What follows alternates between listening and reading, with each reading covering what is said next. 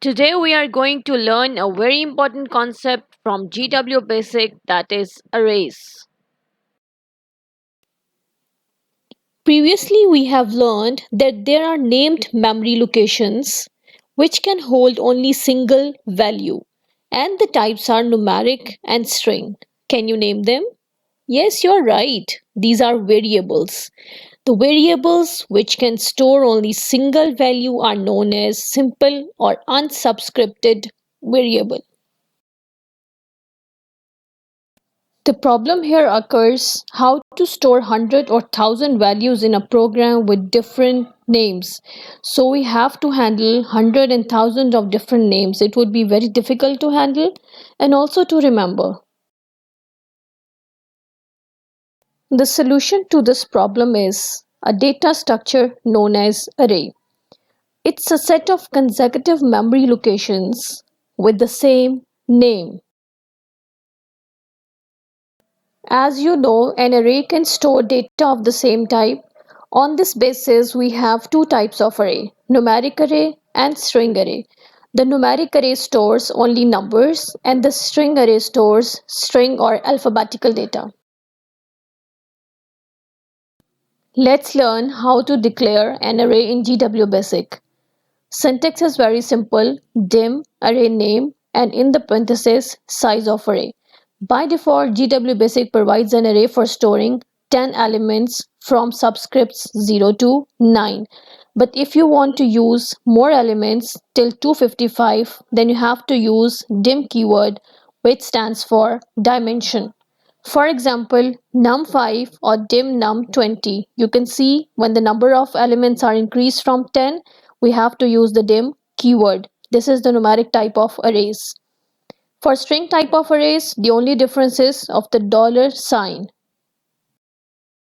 Let's discuss some of the array labels for num5, where num is the name of the array, and 5 means 5 consecutive memory places are reserved with the name num. The values inside a numeric array would be numbers or numerical data, and all these values are known as array values or array data. Each element of the array is represented by array name with an index inside the parenthesis, a number inside the parenthesis, which is known as index value or subscript value.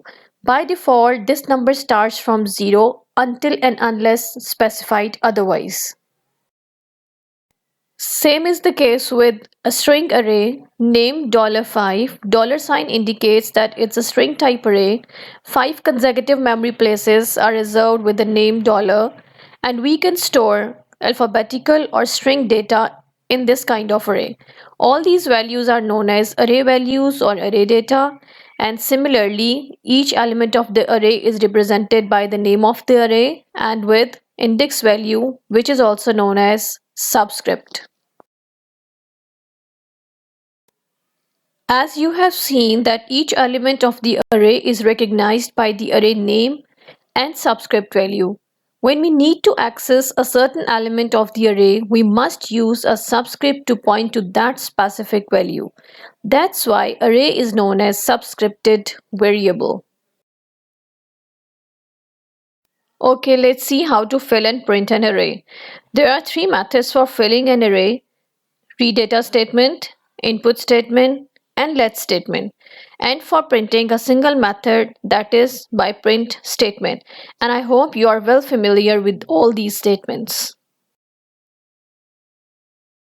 Let's check an example how to fill an array using read data statement.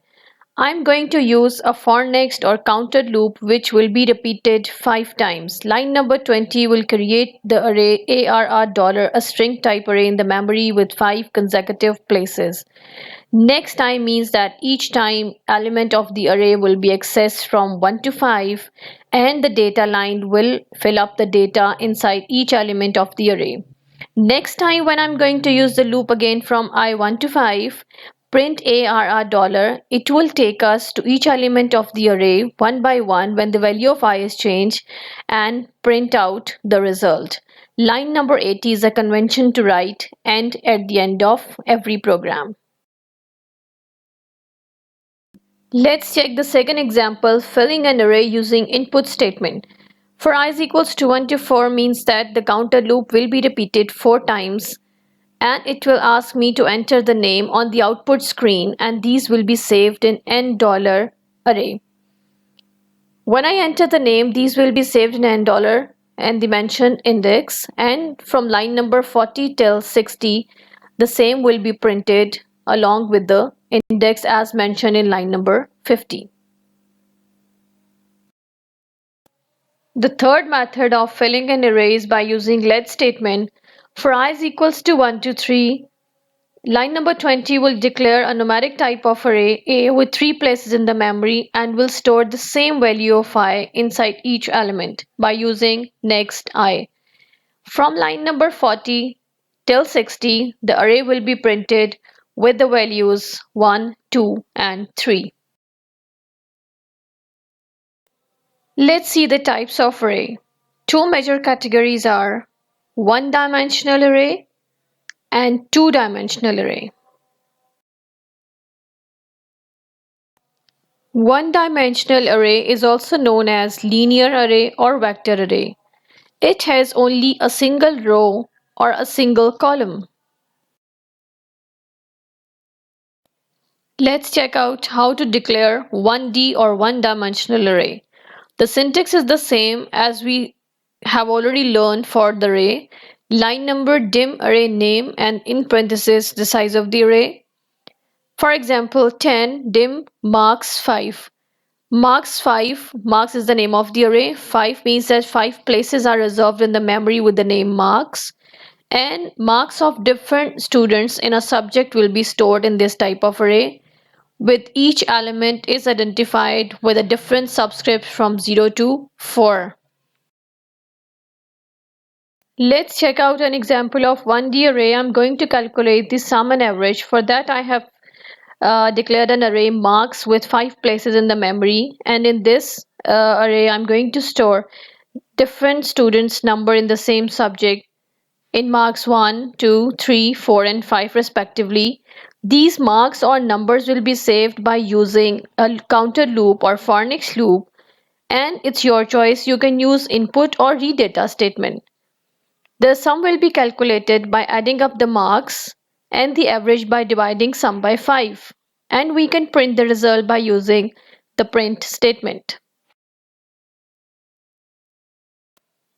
The sum and average program in GW Basic would be like this. For I is equals to 1 to 5, read marks I. Line number 20 is creating an array with the name marks with 5 places as our loop is repeating 5 times. In line number 30, we are calculating the sum of all the numbers we have added in the array. Sum is equals to sum plus marks I and next I. This part of the program is just storing the numbers of 5 different students in the same subject and calculating the sum. You will be wondering, where is the data line? The data line can be given the very next to next I, but outside the loop body, or you can write it in the end as I did. The next line is calculating the average, sum divided by 5.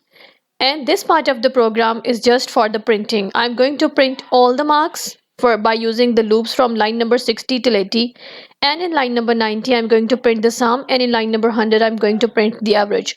All the results are there, and in the last you can give the data line. The output will be shown like this: all the marks first, then sum, and then average.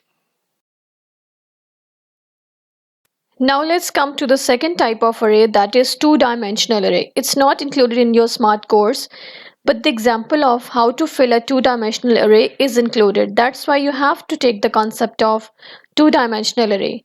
It is also known as table, matrix, or array of one-dimensional array. It has multiple rows and multiple columns. Let's see how we can declare 2D array in GW Basic. The syntax is line number, dim, array name, row, and column. There are two indices this time. The first one is representing row and the second one is representing the column. For example, if we say dim A4, 3 means that there is an array having 4 rows and 3 columns, and each cell is representing by a specific row and column. For the first one it's A00, A01, A02. You can see the row is the same, that is 0, but the column is continuously changing. Similarly for the second one, third one and fourth one. But if you see vertically in the column 0, then A00, A10, A20 and A30. The column is continuously same but the rows are changing. Let's check out the filling and printing of 2D array. For filling, we are going to use the read data or input statement plus the nested loop. The outer loop will be used to change the row number and the inner one will be used to change the column. And for printing, we are going to use the print statement. Let's take an example of 2D array. Get the logic first. I'm going to take 3 arrays of having equal number of rows and columns, that is 2, 2. 2 rows and 2 columns of each A, B and Z. Each element of the cells are represented by indices. There are 2 types of indices. The first is representing rows and the second one is representing the columns. So we have to use nested loop inside another loop. We are going to use 2 counter loops to fill these arrays and to retrieve the data stored in it. The first one, the outer one, is used for changing the array and the second one is used for changing the column number. The data can be given in 2 lines or in the single one. It's up to you. We will add A and B and going to store the result in array Z. Let's check how does it work. When the first time loop will be executed, the outer loop, the row will be 1 and the column will be 1. So the data will be filled in the sequence as 8, 4 and these will be added as 12 in array Z. The second time when the loop will be executed, the outer loop will not be incremented, only the inner one will be incremented and the column will be changed to 2. In the second place, 3 and 5 will be filled and their sum in array Z. Similarly, for the third time, the row will be changed now. The outer loop will be incremented by 1 and we are at the place of A21, B21 and Z21. Then we will store the values 6 and 4 and they result in array Z in the specific row and column number. Last time when the loop will be run, the row will be 2 and the column will be 2 again. The data will be filled as 5, 5, the last 2 data values and their sum in the last column or in the last row of array Z. You got the logic. Now it's very easy to make the program in GW Basic. We are going to declare 3 arrays A, B and Z with 2 rows and 2 columns by using the dim statement. Line number 20 and 30 says that we are going to change the rows from 1 to 2 by using the counter loop R, and we are going to change the column by using the C counter loop. Line number 40 will take us to each of the elements of these arrays, ARC and BRC. And in line number 50, we are going to add up all the elements of A and B and store the result in Z. In line number 60, 70, 80 and 90, these 2 loops are used to print the result stored in Z array. The line number 80 says only print without any parameters, means that it will print a single line, or you can say that it will change the line in the output. Line number 100 and 110 has the data lines. You can write it in the single line or the double as you want. The output would be displayed like this.